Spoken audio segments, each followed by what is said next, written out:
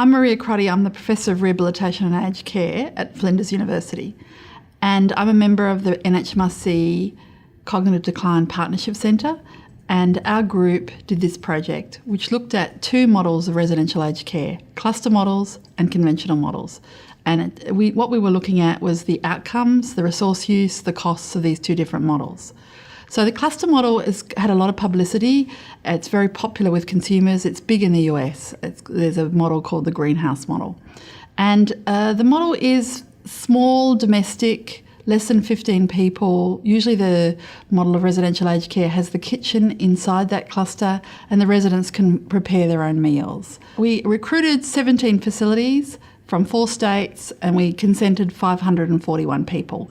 We then asked those people if we could have all their PBS and MBS data about the way they were using drugs and hospital visits and GP visits, and then we compared the two models. And what we found was that the people who lived in the cluster models had reported better quality of life, they reported better quality of care, they were using hospitals significantly less, about 70% less, they're turning up at ED less, they were less likely to be on a psychotropic drug.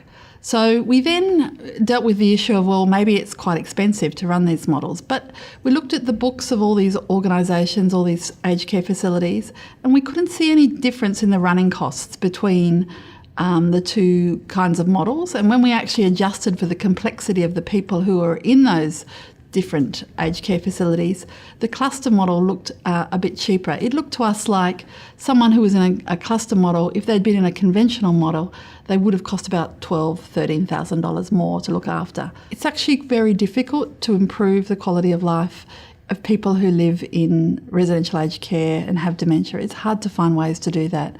The government's spending about $12 billion a year on aged care. A little bit of that is on regulatory approaches to try and make sure that quality is okay. I think if we had a drug that we knew was improving quality of life, we'd be very interested in it.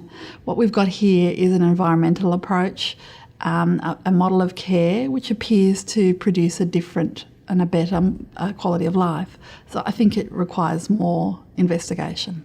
We're not really sure why the quality of life was better in these small models, cluster models, than in conventional aged care. It may be that people were more activated and socialising more, but that's speculation. I think our study has shown what a lot of people believed anyway. A lot of people believed these models were better, but what we showed was that they produced better reported quality of life. So we did include people's reports, and I think we didn't find that it was any more expensive.